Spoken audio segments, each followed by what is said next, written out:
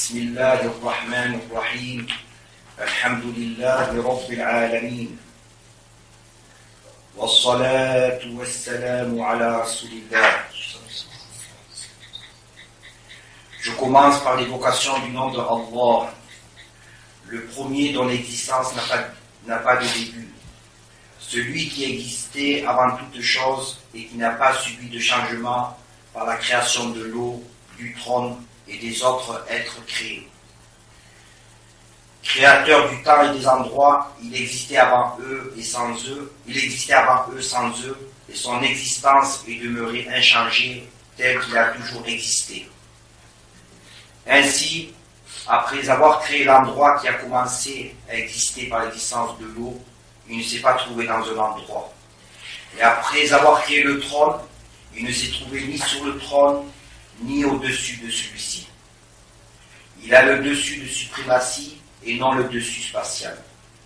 Il a l'élévation d'imminence et non l'élévation spatiale. Et s'est éloigné de l'agrément de Allah, celui qui a rendu notre Seigneur dépendant de sa création. La louange est donc à Allah, qui a dit dans son livre révélé: et ils n'ont pas considéré Allah véritablement tel qu'il doit être considéré. Il y a donc des attributs, des noms de la perfection absolue, dignes de sa réalité, et qui sont exempts de toute imperfection. Et que Allah augmente le degré et les bénédictions de notre maître Muhammad sallallahu alayhi wa sallam et de ses frères prophètes, qui a dit: les prophètes sont par leur croyance frères. Leurs mères sont différentes et leur religion est la même.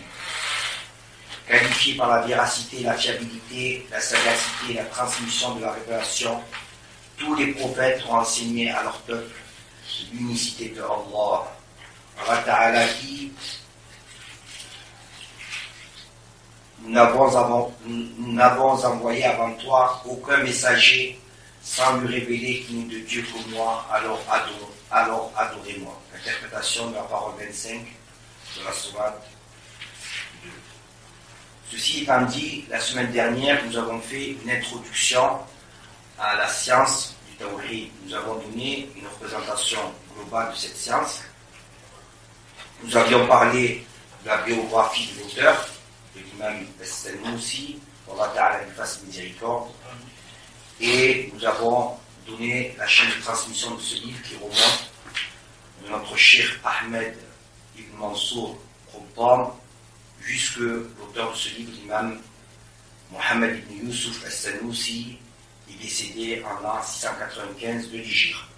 Donc aujourd'hui, nous allons commencer l'explication de ce livre. Donc l'auteur, qu'Allah Ta'ala lui fasse miséricorde, a dit: Bismillahirrahmanirrahim. Donc, ce que je vais faire dans un premier lieu, c'est le dire en arabe, ensuite donner l'interprétation de l'énoncé de l'auteur, et ensuite donner une petite explication.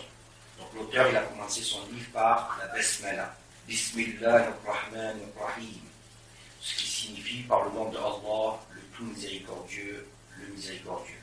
Donc l'auteur, il a débuté son ouvrage par l'énonciation de la Basmala pour imiter le Coran, qui est le plus grand des livres, qui est le meilleur des livres.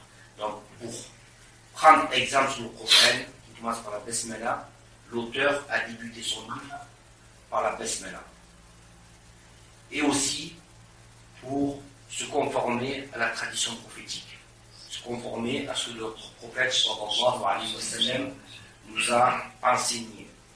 En effet, le messager de Allah sallallahu alayhi wa sallam a dit: كل أمر ذي بال لا يبدأ فيه بسم الله الرحمن الرحيم أقطع.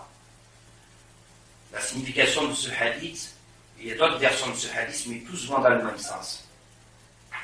C'est la signification de ce hadith, c'est toute chose importante, entreprise sans commencer par le nom de Allah, le tout miséricordieux, le miséricordieux est complet. Donc la signification de ce hadith, Je veux dire toute chose importante, entreprise sans commencer par la Basmala, Bismillah ar-Rahman ar-Rahim, est coupée, c'est-à-dire, que veut dire coupée? Ça veut dire est coupée d'un grand nombre de bénédictions. Est coupée par un grand nombre de bénédictions. Ensuite, l'auteur, lorsqu'il dit Bismillah, par le nom de Allah, cette parole est une recherche de bénédiction ou d'aide. Elle signifie je commence mon ouvrage en demandant l'aide de Allah. Ou je commence mon ouvrage, la rédaction de mon ouvrage, en recherchant les bénédictions par l'évocation du nom de Allah. Ensuite, le nom Allah est un des noms de l'être suprême. Allah Ta'ala n'est pas limité, ces noms ne sont pas limités. Le nom Allah est un de ces noms. C'est celui dont l'existence est nécessaire et qui mérite l'adoration. Ar-Rahman, le nom le plus miséricordieux, signifie celui dont la miséricorde concerne l'ensemble de sa création. Donc celui dont la miséricorde concerne l'ensemble de sa création, que ceux-ci, c'est-à-dire que les êtres de sa création soient des êtres vivants, doués de raison ou non, que ce soit des vertus ou des grands pécheurs, que ce soit des musulmans ou des non-musulmans, tous bénéficient de la miséricorde de Allah. Ce nom, ce qu'on peut dire sur le nom de Ar-Rahman, c'est qu'il est exclusif à Allah Ta'ala. Qu'est-ce que ça veut dire exclusif à Allah Ta'ala? C'est qu'on ne l'attribue que à Allah Ta'ala. Certains noms peuvent être attribués au Créateur et aux êtres créés. Par exemple, on dit Al-Alim. Al-Alim, lorsqu'on parle d'un être créé, ça veut dire le savant. Le savant. Mais ça veut dire quoi pour un être créé? Celui qui a une science qui est au-delà de la science du commun des musulmans. Il a acquis une connaissance de la science religieuse tellement importante, au-delà de la connaissance du commun des musulmans, qu'on dit de lui c'est un alim. Comme l'imam Malik, lorsqu'il est sorti du ventre de sa mère, il ne connaissait rien. Et au fur et à mesure, il a acquis une quantité de science jusqu'à ce que l'on dise de lui, c'est un alim. Allah Ta'ala est aussi parmi ces noms, al-alim. Donc ce nom n'est pas exclusif à Allah Ta'ala. C'est-à-dire qu'on peut appeler un être créé, mais en sachant que la signification est différente lorsqu'on attribue un être créé que lorsqu'on parle de Allah Ta'ala. Al-Alim pour Allah Ta'ala, c'est celui qui sait toutes choses. Celui dont la science n'a pas de début, n'a pas de fin. Il connaît le présent, le passé, le futur des êtres créés. Je dis des êtres créés parce qu'il n'est pas concerné par le temps. Il n'y a pas de futur concernant Allah Ta'ala. Il n'y a pas de passé concernant Allah Ta'ala. Il n'y a pas de présent concernant Allah Ta'ala. Le temps, c'est lui qui l'a créé. Il ne dépend pas de ce qu'il a créé. Donc, lorsque le nom Ar-Rahman, c'est quoi sa considération? C'est un nom qui est exclusif à Allah Ta'ala. Il ne s'emploie que pour lui. Et il y a un certain nombre de noms que les savants ont mentionnés dans le livre. Parmi ces noms, il y a Al-Quddus, Al-Khaliq, Al-Razzaq, Dhul-Jalal wal-Ikram, Al-Muhyi, Al-Mumit. Donc ces noms, ils sont exclusifs à Allah Ta'ala. Et on ne n'attribue pas à un être créé. Donc le tout miséricordieux fait partie de ces noms. Et d'ailleurs, Allah Ta'ala dit dans le Coran, قُلِ ادْعُوا اللَّهَ أَوِ ادْعُوا الرَّحْمَنَ أَيَّامًا تَدْعُوا فَلَهُ الْأَسْمَاءُ الْحُسْنَى. La signification de cette parole, signifie dit, invoquez-le par Allah ou invoquez-le par le tout miséricordieux. Quel que soit le nom qui lui appartient, par lequel vous l'invoquez, il a les noms de la perfection. Donc, dans cette parole, le nom de Ar-Rahman est associé au nom d'Allah. Pourquoi? Parce que, pour dire que c'est le nom, il serait exclusif. On n'appelle pas un être créé Ar-Rahman. On n'appelle pas un être créé Allah. Ils font partie des noms qui sont exclusifs à Allah Ta'ala. En revanche, certains noms peuvent être aussi employés pour les êtres créés, comme par exemple Al-Karim. Al-Karim, on l'emploie aussi bien pour Allah Ta'ala que pour les êtres créés. La preuve, le messager d'Allah, sallallahu alayhi wa sallam, a dit, en parlant de qui? En parlant de Youssouf, alayhi salam. En parlant du prophète Youssouf, le prophète Youssouf qui descend d'un prophète, Jacob, qui descend lui-même d'un prophète, Isaac, qui descend lui-même d'un prophète, Ibrahim, alayhi salam. Donc, en parlant de Youssouf, il a dit quoi, le prophète, alayhi salam? Il a dit, Al-Karim, Ibn al-Karim, Ibn al-Karim, Ibn al-Karim, Youssouf, Ibn Yaqub, Ibn Ishaq, Ibn Ibrahim. De la signification est, et Al-Karim est le généreux. Lui-même, fils de Al-Karim, fils du généreux. Lui-même, fils du généreux. Lui-même, fils du généreux. Youssouf, fils de Yaqub, fils de Ishaq, fils de Ibrahim. Donc, dans ce hadith, le prophète, il emploie le nom Al-Karim pour un être créé. Pour dire quoi? Que le nom Al-Karim, il fait partie des noms que l'on peut attribuer à un être créé, aussi bien à Allah Ta'ala, en sachant que la différence, c'est qu'ils n'ont pas la même signification.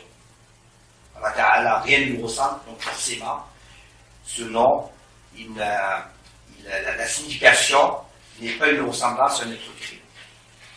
Donc, l'auteur, il a commencé par la Basmala, on a expliqué le nom de Allah, le nom Ar-Rahman, et maintenant, on va expliquer le nom Ar-Rahim. Ar-Rahim, c'est le miséricordieux. Le premier, on l'a interprété par le tout miséricordieux. Pourquoi nous l'avons interprété par le tout miséricordieux?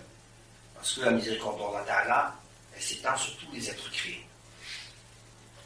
Que ce soit le non-musulman ou le musulman, il bénéficie de la miséricorde d'Allah Ta'ala. Et n'était cette miséricorde, il ne pourrait pas vivre. Allah Ta'ala leur accorde la nourriture, la santé et d'autres bienfaits. Donc, comment on a interprété Ar-Rahman? Le tout miséricordieux. Parce que toute sa création est concernée par sa miséricorde. Par contre, Ar-Rahim, on l'a interprété par le miséricordieux. Pourquoi? Sa signification, c'est celui dont la miséricorde concerne uniquement les croyants, c'est-à-dire les musulmans. Ar-Rahim, ça veut dire celui dont la miséricorde concerne uniquement les croyants, c'est-à-dire uniquement les musulmans. Ne sont croyants que les musulmans. Ne sont croyants que les musulmans. Ceux qui adhèrent à une autre religion que l'islam, que ce soit le christianisme, ou le bouddhisme, ou le judaïsme, si dans leur religion ils s'appellent croyants, l'islam ne leur donne pas ce titre. L'islam ne leur donne pas ce titre. N'est croyant que le musulman.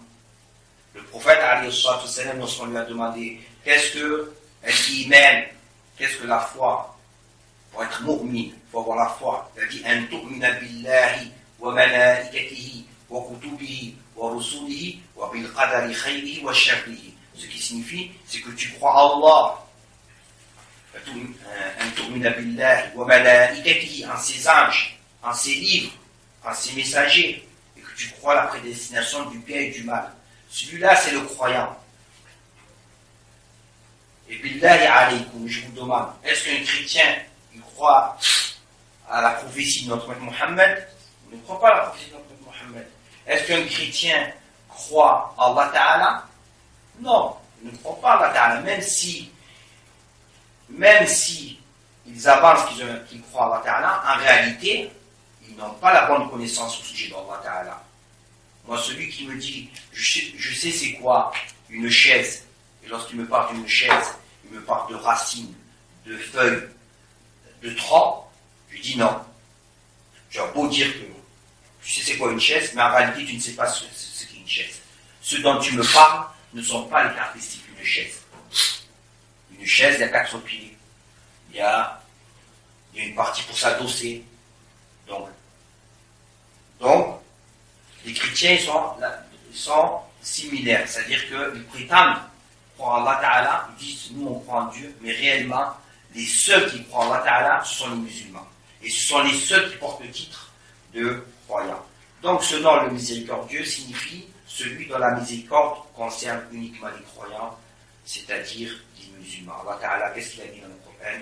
Wa kana bil mu'minina rahima. Wa kana bil mu'minina rahima. Donc ça signifie, et il est envers les croyants miséricordieux. Ensuite, puisque nous sommes sur le nom d'Allah Ta'ala, je vais faire une remarque concernant le nom d'Allah Ta'ala. Est-ce que toute personne peut se permettre d'attribuer un nom d'Allah Ta'ala comme ça lui vient par la tête? Non. Non. C'est pour ça que les savants, ils ont dit, les noms d'Allah Ta'ala, ils sont tawqifiyya, ça veut dire qu'ils sont fixés par la loi. Donc la majorité des savants ont dit, désigner Allah par des noms ou le qualifier par des attributs est soumis à ce que la loi a fixé. Cette parole, elle signifie que nous désignons Allah uniquement par les noms qu'il s'est lui-même attribués dans le Coran, ou par ceux qui ont été cités par son prophète, ou par ceux qui font l'objet d'une unanimité. Donc, quand les ulama ont dit que la majorité des savants ont dit que le nom d'Allah Ta'ala sont tawqifiyya, c'est-à-dire que nous le nommons Allah Ta'ala uniquement par le nom qui s'est attribué dans le Coran, par la parole du prophète Mohammed et par l'unanimité. Il en est de même des attributs. Nous le qualifions uniquement par les attributs qui remplissent une de ces trois conditions. C'est-à-dire, soit on le retrouve mentionné dans le Coran, soit on le retrouve la sunna du prophète. Et bien entendu, on a dit que pour la croyance, on se basait sur des textes catégoriques. Donc, notoire, mutawatir, soit il y a unanimité. Donc, pareil pour les attributs.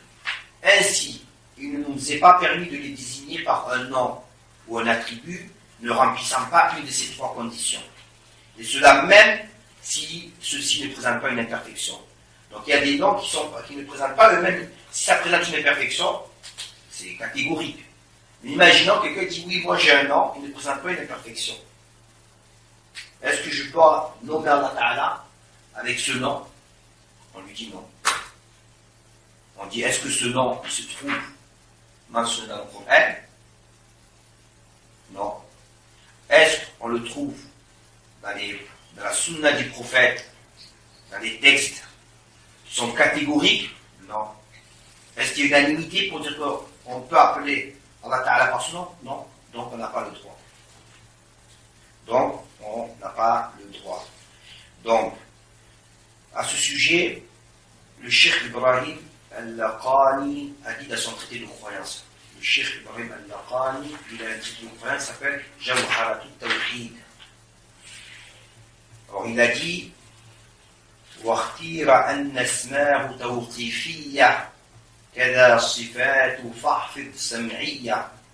Donc ça signifie, et ce qui a été choisi à la majorité, c'est que ces noms, les noms d'Allah Ta'ala, par lesquels nous le nommons, sont soumis à ce qui a été fixé par la loi. De même que les attributs. Alors mémorise ce qui a été rapporté. Donc c'est un traité, le livre Jawharat al-Tawhid est enseigné d'est en ouest. C'est un livre qui comporte, je crois, 144 vers, dans lequel il explique la croyance des hommes. Ouais, c'est un poème, ce sont des poèmes.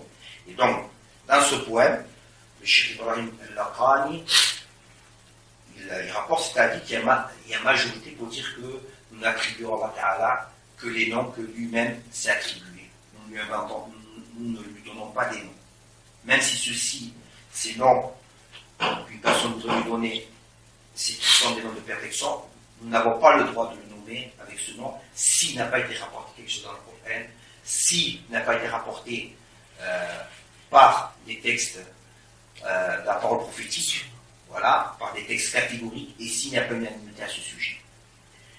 Ensuite, l'auteur, il continue, il dit Alhamdulillah. Il a commencé par la Basmala, ensuite il a dit Alhamdulillah wa salatu wa salamu ala Rasulillah. Donc, Alhamdulillah, on a interprété le texte, donc la louange est à Allah. Donc, dire Alhamdulillah, c'est magnifier Allah pour les bienfaits qu'il a accordés par générosité, c'est-à-dire sans que cela lui incombe. Donc l'auteur, qu'est-ce qu'il a fait? Il a proclamé la louange de Allah après la basmala. Pourquoi? Pourquoi il a fait ça? Pourquoi l'auteur, après avoir dit la basmala, il a proclamé la louange de Allah? Il a commencé par Bismillah ar-Rahman ar-Rahim, il a fait suivre par Alhamdulillah. Pourquoi? Pour se conformer à la parole du prophète sallallahu alayhi wa sallam, qui a dit, c'est exactement le même hadith, sauf qu'il y a des versions qui est, la fin change, qui a dit Kullu amrin ibadin la yubda'u fihi bihamdillahi aqta'a. Ce qui signifie toute chose importante entreprise sans commencer par la louange à Allah est coupée. C'est-à-dire coupée d'un grand nombre de bénédictions. Donc, on a deux textes qui disent exactement la même chose, en apparence.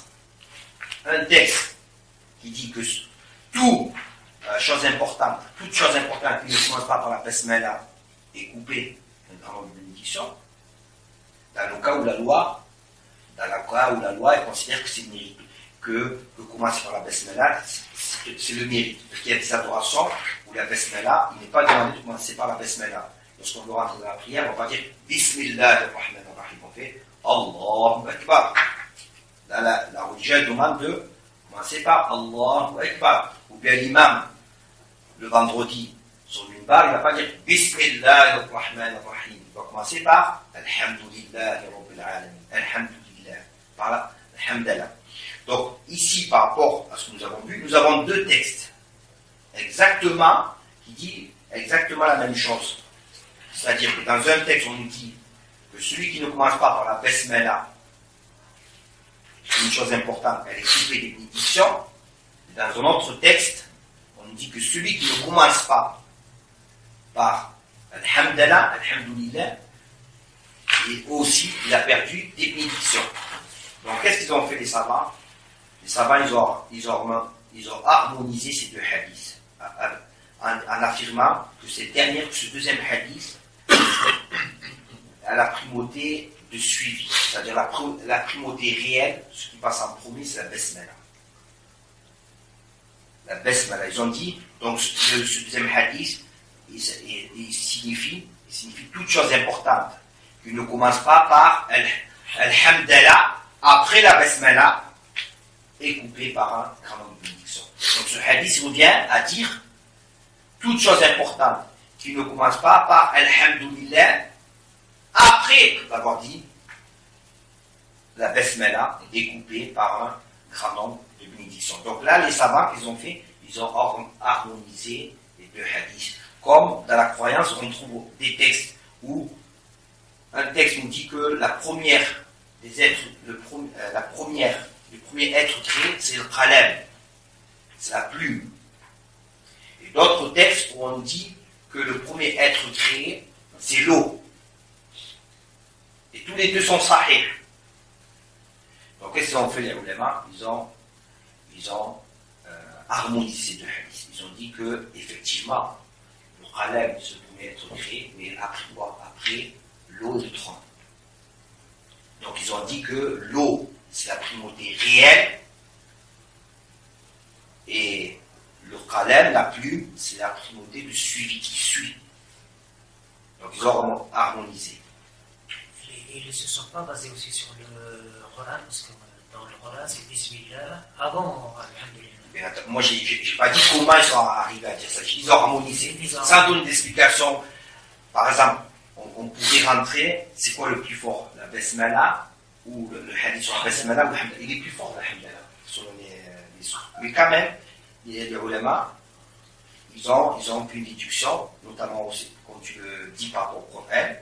Donc, ils ont dit que la basmala a la primauté réelle. Moi, je ne suis pas rentré dans les détails, je ne sais pas le cours. Si Bismillah, il expliquera plus dans les détails. Parce qu'il abordera.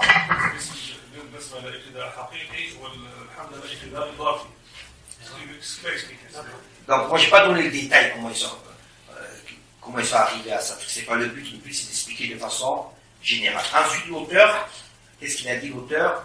Il a fait as-salat wa salam ala rasulillah. Il a dit as-salat wa salam ala rasulillah. Rasulillah sallallahu alayhi wa sallam, que nous avons interprété et que soit accordé davantage d'honneur et de sérénité aux messagers de Allah. Aux messagers de Allah. Donc, as-salat de Allah en faveur du prophète sallallahu alayhi wa sallam signifie une augmentation de bénédiction et d'honneur. As-salat, je garde le mot en arabe, as-salat de Allah en faveur du prophète sallallahu alayhi wa sallam signifie une augmentation de bénédiction et d'honneur. Et de notre part, elle est une demande et une invocation. Nous invoquons Allah en faveur du prophète sallallahu alayhi wa sallam et nous lui demandons qu'il lui apporte davantage de bénédictions et d'honneur. Une remarque, il n'est pas correct d'interpréter en français le verbe salla lorsque son sujet est Allah par le verbe prier en français. Comme ceux qui interprètent l'invocation Allahumma salli ala Muhammad par oh Allah, prie sur Muhammad. Et pourquoi? Il faut revenir à la langue française, quand on interprète la langue française. En effet, le verbe prier désigne du point de vue de la langue une demande, une invocation. Donc si dit oh Allah prie, c'est-à-dire oh Allah demande. Donc ça désigne du point de vue de la langue une demande, une invocation. Or Allah n'a nul besoin et il n'est soumis à aucune autorité pour adresser une demande à un être. Et du point de vue religieux, du point de vue de la religion, il désigne une adoration. La prière, qu'on dit prie, il désigne une adoration comprenant un ensemble de gestes. Or, Allah n'a ni corps, ni membres. Et il n'est soumis à l'adoration d'aucun être pour lui demander de prier. Donc, en français, interpréter Allahumma salli ala Muhammad par oh Allah, prie sur Muhammad, c'est une erreur. Donc les traductions de cette invocation, par oh Allah prie sur Muhammad, ou que Allah prie sur le prophète, ou ce qui est similaire, sont à bannir. Sont à bannir. Donc si quelqu'un veut interpréter, qu'il donne une interprétation correcte, parmi les interprétations correctes, Allah Ta'ala augmente l'honneur du prophète Muhammad. On a dit que as-salat de Allah pour le prophète, c'est qu'on lui demande, Allah Ta'ala lui augmente. Allah Ta'ala lui augmente l'honneur du prophète Muhammad sallallahu alayhi wa sallam. As-salam. Donc l'auteur a dit wa-salatu wa-salamu ala rasulillah. Donc as-salam, c'est la demande à Allah d'accorder davantage de sérénité au prophète Muhammad sallallahu alayhi wa sallam en accordant à sa communauté davantage de sûreté. C'est ça as-salam. C'est-à-dire qu'on demande à Allah Ta'ala que le prophète Muhammad il ait plus de sûreté concernant le sort de sa communauté. Ensuite, l'auteur poursuit et il a dit, l'auteur, l'imam Mohammed ibn Yusuf al-Sanusi, quand Allah lui fasse miséricorde, a dit اعلم أن الحكم العقلي ينحصر في ثلاثة أقسام الوجوب والاستحالة والجواز. Donc, l'auteur il a dit, sache que le jugement rationnel se classe dans trois catégories. Sache que le jugement rationnel se classe en trois catégories. Al-wujubu, le nécessaire, al-istihala, l'impossible, et al-jawazu, le possible. Explication. Le jugement, c'est quoi la définition du jugement? Le jugement, dans sa définition large, est l'affirmation ou la négation d'une chose et une chose. On affirme, on nie une chose et une chose. Par exemple, lorsque je dis les 5 prières journalières sont obligatoires pour toute personne responsable. Lorsque je dis les 5 prières journalières sont obligatoires pour toute personne responsable. Donc dans cette parole, il y a quoi? Il y a l'affirmation de l'obligation d'effectuer 5 prières par jour. Donc il s'agit d'un jugement, on affirme quelque chose. Ce jugement, pour affirmer ça, qu'il y a 5 prières obligatoires par jour, il s'appuie sur quoi? il s'appuie sur quoi? Est-ce que, de ma tête, par ma raison, j'en ai conclu, ou les musulmans, en méditant, ils ont conclu qu'il y avait 5 prières obligatoires par jour? Est-ce que c'est un jugement rationnel? Ce n'est pas un jugement rationnel. C'est un jugement qui est basé sur les textes. Ce qu'on appelle un jugement institué. Il a été institué. C'est Allah Ta'ala qui a fait placer ce jugement. Donc il ne s'est pas basé sur la raison. Parce que les jugements, on va voir qu'il y a 3 sortes de jugements. Le jugement qui se base sur la raison, c'est celui-ci que l'on va étudier, la croyance. Il y a le jugement qui est basé sur les textes, qu'on appelle le jugement institué. Donc comme on a dit, il est obligatoire de faire 5 prières par jour pour toute personne responsable. C'est un jugement. Ou bien, jeûner le mois de Ramadan est une obligation pour toute personne responsable. Comment on est arrivé à ceci? Parce qu'Allah Ta'ala dans le Coran nous dit Ya ayyuhalladhina amanu kutiba alaykumus siyam kama kutiba ala alladhina min qablikum. Oh vous les croyants, le jeûne vous a été prescrit comme il a été prescrit à ceux qui vous ont précédé. Donc on a tiré, les ulama, ils ont tiré l'obligation de jeûner. C'est des textes. Donc on a le jugement qui est rationnel, qui se base sur la raison, le jugement institué qui se base sur les textes, on a le jugement, on va dire, que moi j'ai appelé empirique, on peut dire habituel ou expérimental, ça dépend comment on l'interprète. C'est un jugement qui s'appuie sur une habitude ou sur une expérimentation, comme affirmer que l'aspirine soulage les maux de tête. Parce que je dis l'aspirine, elle soulage les maux de tête. Est-ce que dans un texte, on a un texte qui nous dit l'aspirine soulage les maux de tête? On n'a pas. Est-ce que par la raison de nous-mêmes, on aurait pu déduire que l'aspirine, elle soulage les maux de tête? Non. Mais quoi? Par expérimentation, on a vu que il y a un lien. L'aspirine qu'on utilise, il y a un lien. Quand la Ta'ala a créé cette habitude que elle soulage les maux de tête. Donc, l'auteur, lui, il n'a pas mentionné le jugement institué ou le jugement empirique. Il parle de quoi? Qu'est-ce qu'il a dit dans le texte? Il a dit, sache que le jugement rationnel. Donc, il parle du jugement qui est selon la raison. Donc, l'auteur, lui, il a mentionné le jugement qui s'appuie sur la raison. Comme affirmer que le tout est toujours plus grand que sa moitié. Le tout est toujours plus grand que sa moitié. Est-ce qu'il y a quelqu'un qui n'est pas d'accord avec ça? Tout le monde est d'accord, c'est rationnel. Quelque chose qui est entier, c'est plus grand que une portion de ce tout. Donc ça, c'est un jugement qu'on le tire par, qui s'appuie sur la raison. Donc l'auteur, la raison saine, bien entendu. La raison saine. Donc, l'auteur, il s'appuie sur cette catégorie de jugement parce que c'est à partir de la raison qu'on va manifester la véracité de ce qui a été révélé. Et répliquer ou convaincre les incrédules qui n'acceptent pas les textes religieux.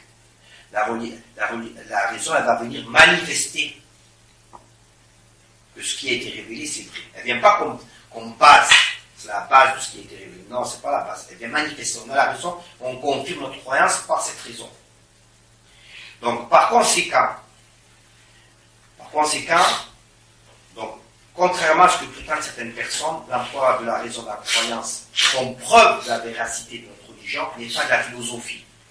Parce qu'il y a un certain nombre de groupes qui sont confrontés à des croyances qui sont insensées, qui ne peuvent pas prouver leur croyance, ils croient à quelque chose qu'ils ne peuvent pas prouver par la raison, alors ils vont accuser ceux qui utilisent le raisonnement sain comme preuve de la religion, ils vont les accuser de philosophes. Pour la simple raison qu'ils n'ont pas d'argument à porter. À ces personnes, donc nous répondons à ces personnes qui accusent les savants musulmans de philosopher, parce qu'ils n'ont pas aussi la raison pour expliquer la pensée musulmane, nous les appelons à nous donner la signification de la parole d'Allah Ta'ala. Si eux disent non, nous n'utilisons pas la raison, alors on leur dit, expliquez-nous la parole d'Allah Ta'ala. لو كان لو كان فيهما آلهة إلا الله لفسدتا. Ce qui signifie, s'il y avait pour eux, c'est-à-dire les cieux et la terre, d'autres divinités que Allah, ils n'auraient pas existé. Donnez-nous l'explication. Expliquez-nous. Donc, ces personnes-là, si elles n'emploient pas la raison pour expliquer cette parole du Coran, alors elles ne sauront l'expliquer. Et si elles emploient la raison, alors cela démontre la contradiction de leurs propos. Et on a des exemples dans le Coran, comment le prophète Ibrahim, salam, devant son peuple qui était têtu, son peuple idolâtre qui était têtu, il a utilisé la raison. Avec l'étoile, le soleil, l'astre, la lune, pour leur faire comprendre. Le soleil, il se lève à un endroit, il se couche à un autre endroit. Donc, il change la démodification. Celui qui a des modifications, il subit. Il est dominé, il est créé, il subit. Pour leur faire comprendre que ce sont des êtres créés qui ne méritent pas l'adoration. Par quoi il apporte cette preuve? Par la raison. Par la raison. Donc ça, c'était juste pour souligner ces personnes qui accusent des musulmans de Sunna wal Jama'a de philosopher lorsqu'ils utilisent la raison pour prouver la véracité de cette religion. Donc l'auteur, il a dit, sache que le jugement rationnel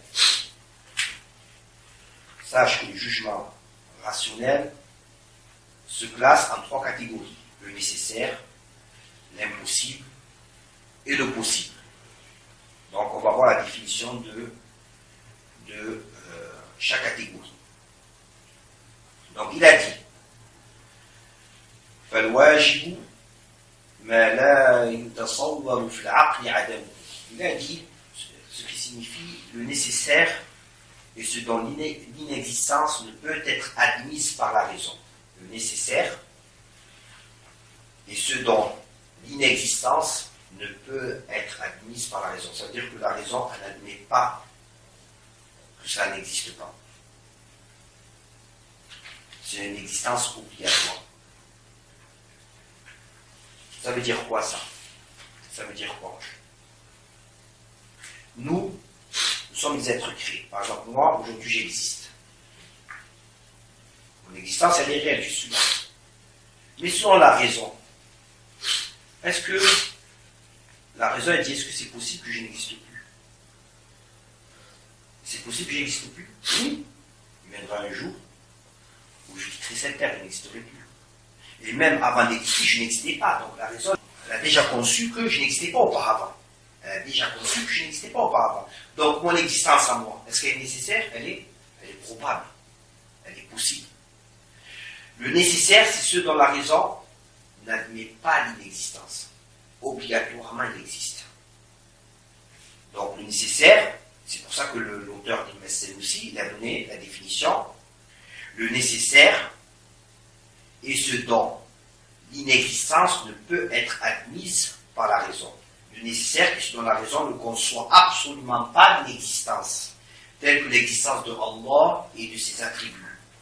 Ainsi, la raison conclut que Allah a une existence nécessaire par lui-même. Nécessaire par lui-même. Et qui ne fut pas, comme c'est le cas des êtres créés avant leur entrée en existence, inexistant.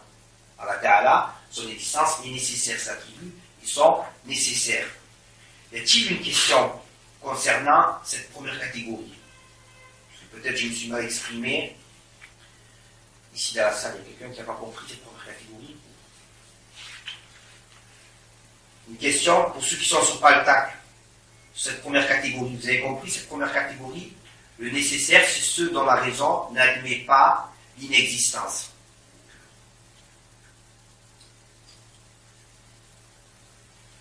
D'accord, vous avez compris.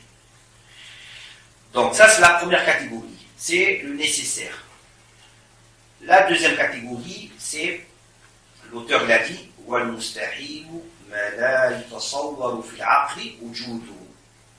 l'impossible, ça c'est le contraire de nécessaire.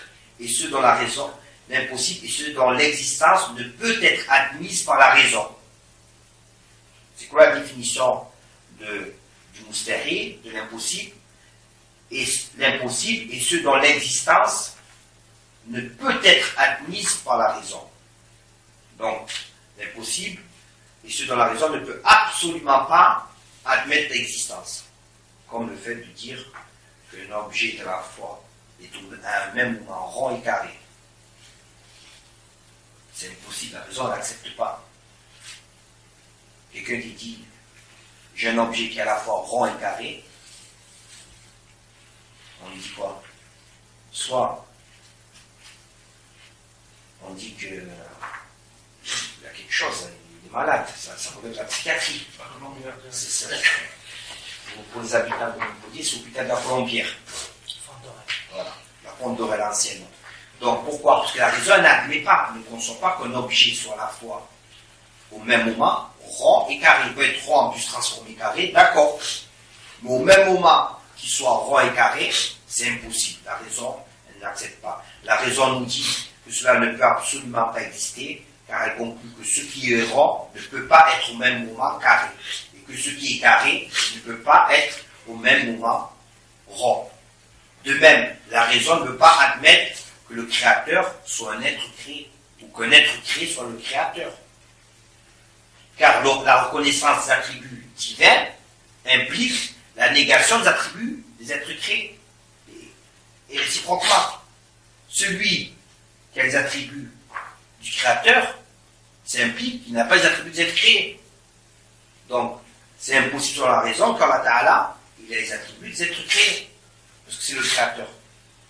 Donc ça, c'est la deuxième catégorie, la catégorie de l'impossible. C'est ce dont la raison n'admet absolument pas l'existence. Le contraire du premier.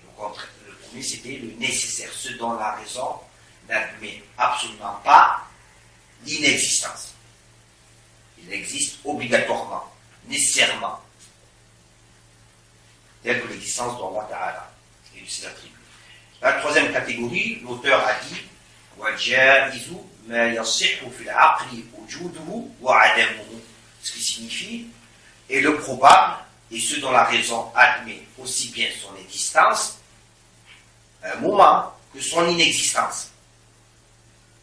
Donc le probable et ce dont la raison admet aussi bien son existence à un moment que son inexistence à un autre moment. Comme on l'a dit, il ne faut pas à la fois exister et être inexistant. À la fois. S'il existe, ça veut dire qu'il n'est pas inexistant. S'il est inexistant, ça veut dire qu'il n'existe pas. Donc la définition du probable est ce dont la raison admet aussi bien son existence à un moment donné que son inexistence à un autre moment.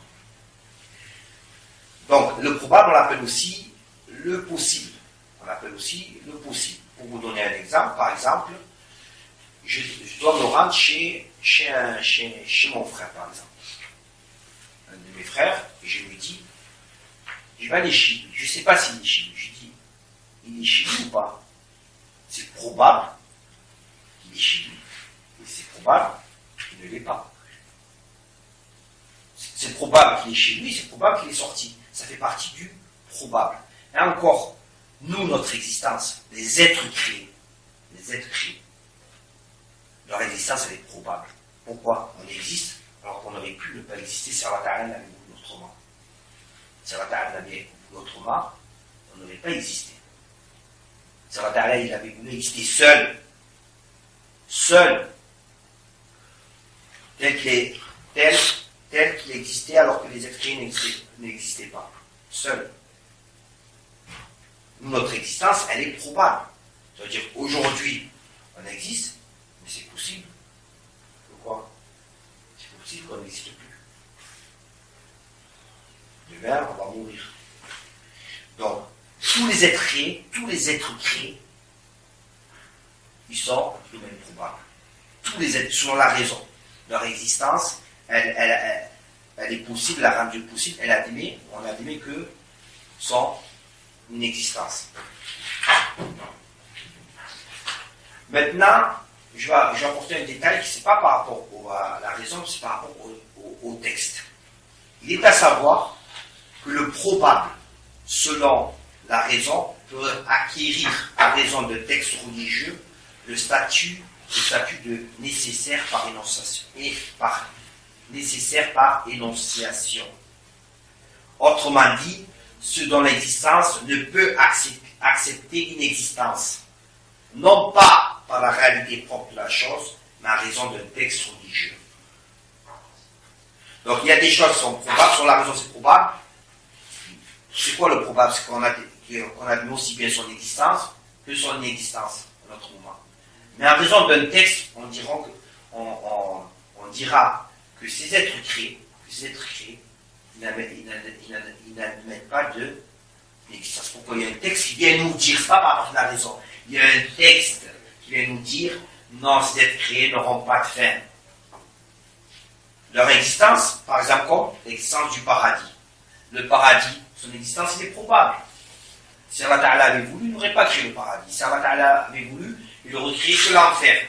S'il avait voulu, il aurait mis les croyants, les non-musulmans, tous à l'enfer. Et il n'a pas de compte à nous rendre. Donc, le paradis, il existe. Comment nous le savons? Parce que le prophète, les textes, nous ont manifesté son existence. Donc, avant, il n'existait pas. Donc, l'existence du paradis, il est probable. Donc, il admet aussi la non-existence. D'ailleurs, dans le passé, il n'existait pas. Mais, on va dire que il est probable, mais il a acquis un statut de nécessaire par énonciation. Son existence est nécessaire, pas par lui-même, pas par sa réalité, mais par énonciation. Il y a un texte, il y a un énoncé qui vient nous dire le paradis n'aura pas de fin. Bien que son existence est probable par rapport à la raison. Bon, c'est l'exemple que j'ai cité. Pour exemple, le devenir du paradis. L'existence du paradis est du domaine probable, car la raison admet qu'il peut être concerné aussi bien par l'existence à un moment donné que l'inexistence à un autre moment.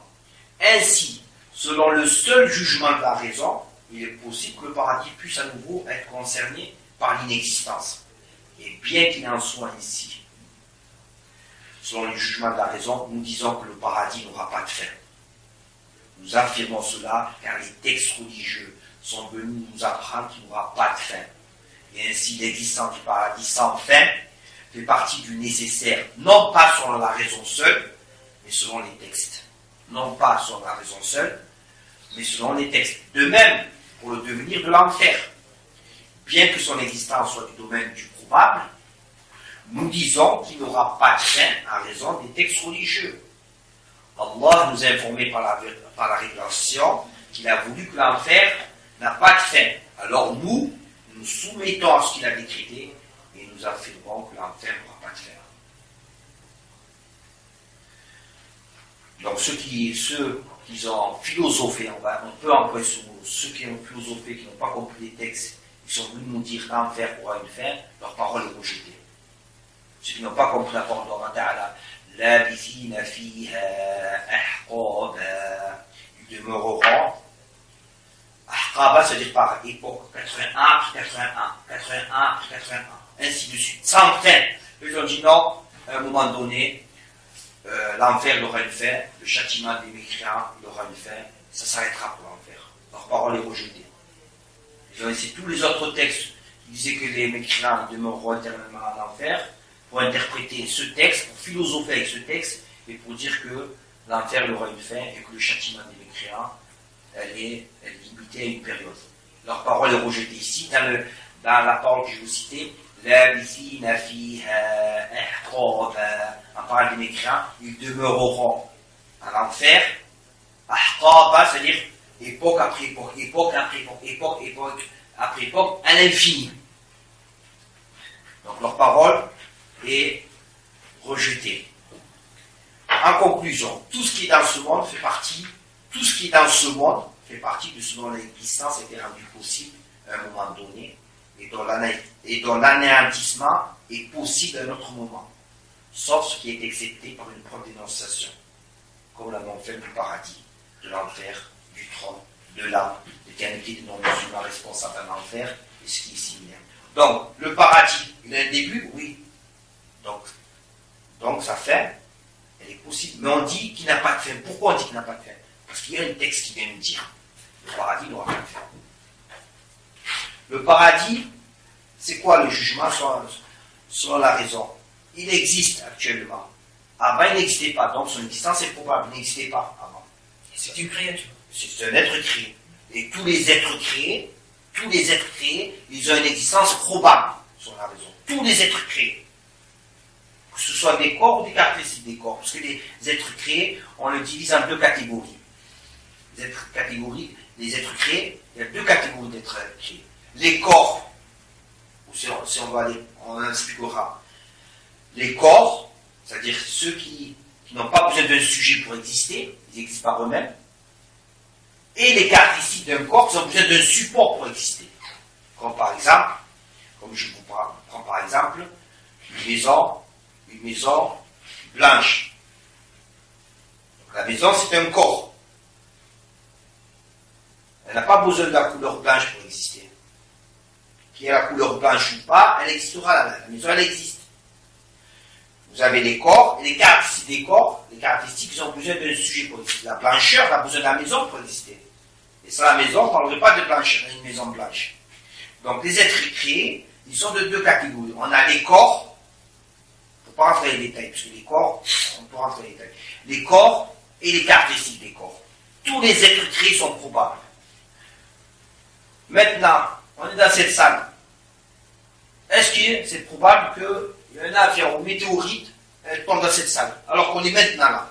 Parce que ça ne veut pas dire que ce n'est pas arrivé, que ce n'est pas probable. C'est probable, c'est-à-dire la raison, elle admet que ça puisse exister. Comme elle admet que ça ne puisse pas exister.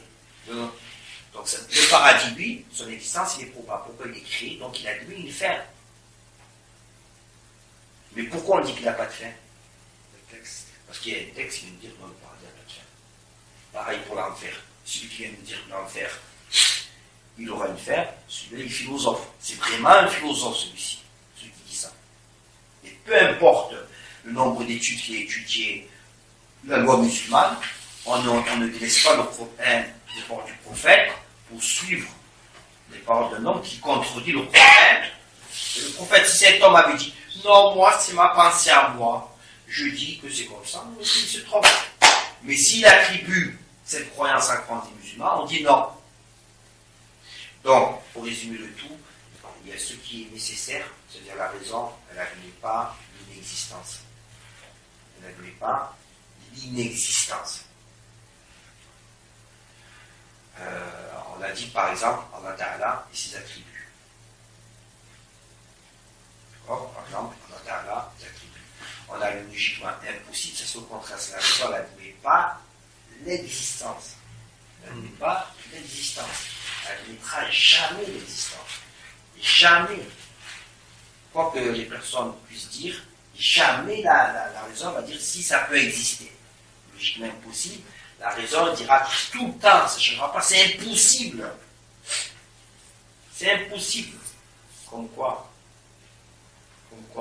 que le créateur soit à la fois le créateur et un être humain. C'est impossible. Parce que le créateur est qualifié par les attributs du créateur qui n'ont pas de début. Et l'être humain est qualifié par les attributs qui ont un début. Ils sont créés. Donc ce qui est toute réalité, qui n'a pas de début, ne peut pas être qualifié parce qu'il y a un début. C'est deux choses contradictoires. On arrive à la porte des chrétiens qui nous posent, ou des personnes qui soi-disant, ils ont un grand niveau d'intelligence, qui vont nous dire Dieu, c'est possible qu'il crée un autre créateur. Ils vont vous dire ça. Dieu, c'est possible qu'il crée un autre créateur. On lui dit ce qui est créé par ta parole. Tu affirmes deux choses contradictoires. Ce qui est créé ne peut être créateur. Parce que la définition du créateur, c'est celui qui n'a pas de début. Dieu, il peut faire en sorte que celui qui n'a pas de début a un début. C'est ça que sa question voulait dire ça. Donc, ça, on va lui dire, ta question, elle est une contradiction. Absurde. Absurde. C'est comme il dit Dieu, il peut créer, il peut donner un début à celui qui n'a pas de début. Dieu peut créer un créateur, ça veut dire ça. Et c'est absurde, parce que ce qui n'a pas de début, il ne peut pas avoir un début. Et ce qui a un début, on ne peut pas dire de lui qu'il n'a pas de début. C'est deux contradictions. Donc on va dire c'est impossible. Donc on a logiquement nécessaire, logiquement possible. C'est tout ce dont la raison, elle admet qu'il peut exister un mouvement, comme elle peut admettre qu'il ne peut pas exister un autre mouvement. C'est ça, pour faire résumer. Y a-t-il des questions? Donc, le cours est terminé pour aujourd'hui. On fait une pause de 10 minutes, Inch'Allah, et